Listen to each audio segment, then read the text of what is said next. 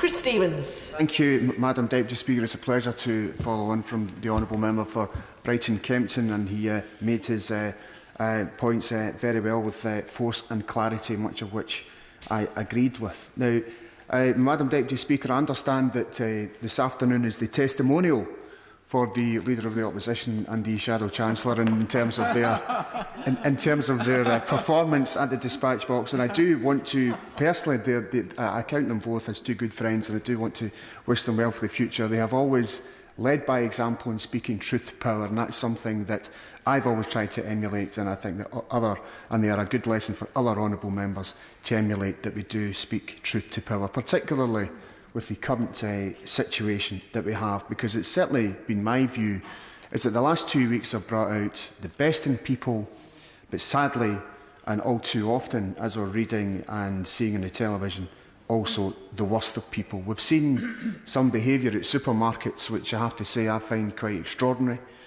and we've had to put pressure on the supermarkets themselves to make sure that they're not cutting orders to the local food banks, and I want to thank the supermarkets for addressing that and making sure that the food banks are getting the support they need. I do want to thank the food bank volunteers right across these islands, and I also want to thank the workers in our National Health Service and in local and central government as they try and assist people through this process. Many of us are being, I think I probably should just mention the constituency office staff of every single honourable member in this House. They have been flooded this week. We have all been flooded this week with emails, particularly for those constituents who we find who are abroad and trying to get home. But I am concerned at some information that's provided to me by my constituency neighbour, my honourable friend from Glasgow South, who's telling me that the Foreign Office is not providing support to those individuals with dual nationalities. Now, that really is a nonsense. In Glasgow in particular, Madam Deputy Speaker, we have a thriving Asian community who are doing great work across Glasgow, and many of them will have UK citizenship as well as Pakistan citizenship.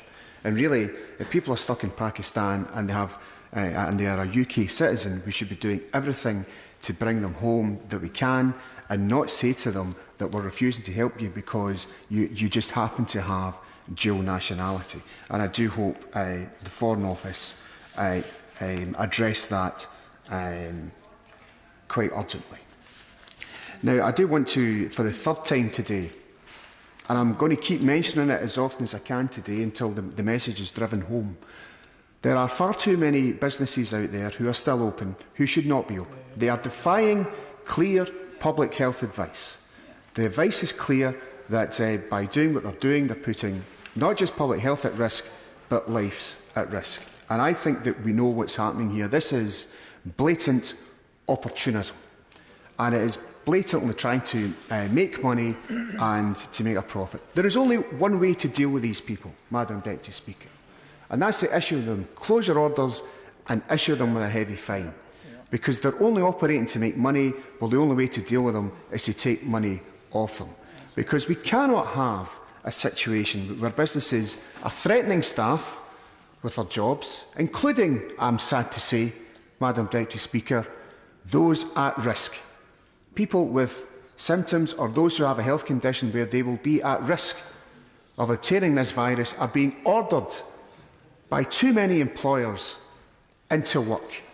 It really is a disgraceful situation, and I hope that if the government do start fining these businesses, that they name and shame them publicly in the same way as we do with employers who are not paying the national minimum wage. Because once this crisis is over, I think consumers are entitled to know what businesses were defying the public advice that's been given by not just the UK government, but devolved administrations.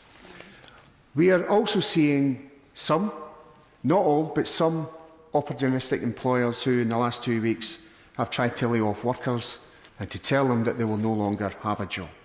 That was completely unnecessary, and the best example I can give was the G1 group, who in Glasgow notified 200 people on Friday that they were being laid off due to a lack of trade. And if it was not for the great Unite Hospitality branch that we have in Glasgow, who organised workers to have a sit-in in one of the G1 premises, then those workers would not have had their victory of being told that they were being kept on, and that company will then apply for the job retention scheme. Now, I just want to say a word about the job retention scheme. The businesses that are still open today, who will, I'm sure, in due time be ordered by the government to close, if any of those businesses apply for the job retention scheme, that money should not be backdated to the 1st of March. And I hope that the government will take cognizance of those companies who will apply for the job retention scheme, or those companies who have tried to lay off workers, that it's made clear to those companies who apply for the job retention scheme money that once this crisis is over, it's not an excuse to then lay off workers afterwards. That would be an abuse of public money, and I will name and shame any company who tries to do that, as I'm sure many honourable members will in this House. And I hope the government are taking very seriously their responsibilities to their own workforce when it comes to social distancing. And I'm thinking in particular the service centres for those workers employed by the Department of Work and Pensions or Her Majesty's Revenues and Customs, because I'm picking up examples where social distancing is not taking place, where there is a lack of basic health facilities at the moment. The government has a responsibility and a duty to ensure that those workers are being protected, that their public health is being protected and their lives are being protected. And that also goes, Madam Deputy Speaker, to those government contractors, and I'm thinking Adecco and Atos, who have ordered at-risk employees into work. And I'm thinking in particular, because he's given me permission to do so, my constituent Andrew Rossiter, who clearly has health conditions where he would be at risk being ordered into his workplace. So why is a government contractor doing so? I think it's time that the government have a word with these contractors to make sure that they are applying the appropriate guidance and advice, and are doing so to the letter.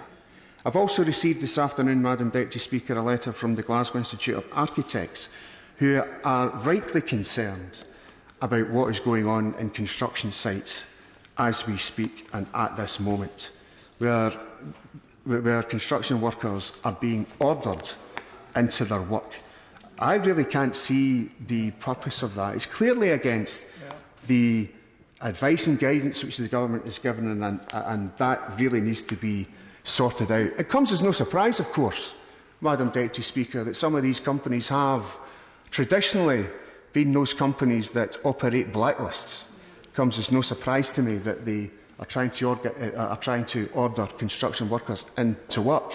And I think we need an assurance from these companies that any worker who decides to self-isolate will not be put on any blacklist from those companies. Blacklists are, of course, illegal, but we will make sure that that does not take place. Now, Madam Deputy Speaker, the Department of Work and Pensions Select Committee this morning, of which I'm a member, we did ask about the pressures being put on DWP staff as a result of, in one day, 500,000 people applying. And we've probably seen all the screenshots and social media of where people are in the queue, where I've seen one where someone was 100th and 100,000th and 11th on the particular list, trying to get their claims processed. We will do it. I'm sure that I speak for many honourable members, and that we support the staff going through this process. We understand that the government will have to redeploy staff to make sure that claims are processed and that people get the money they deserve and they're being looked after. We of course do that. But we need to be kept in touch by the government about what those pressures are. Because the government, if they need to hire more people, then they should do so. If they need to redeploy from other departments, they need to do so to ensure that everyone is looked after. In terms of statutory sick pay, I join other colleagues in saying that, and indeed I think the Secretary of State for Health is on record as saying that £94, £25 a week is not enough to live on. And so we need to see the statutory sick pay level risen to European, to certainly a European average. And I do agree with Mary. In fact, we had a chat about this at the Select Committee after our session with the Secretary of State today, is that we really do need to look at a universal basic income, because at a time of crisis like this is, I think, a period of time where universal basic income needs to be considered and addressed. Now, Madam Deputy Speaker, in closing, I just want to say that after this crisis, and a number of honourable members, and I'm thinking particularly of the honourable member for Ilford North last week, after this crisis is over, there will be political choices to be made. The last thing we need is another decade of austerity. What this decade of austerity will live through is shown so far is that the public services are not all ready to deal with situations like this.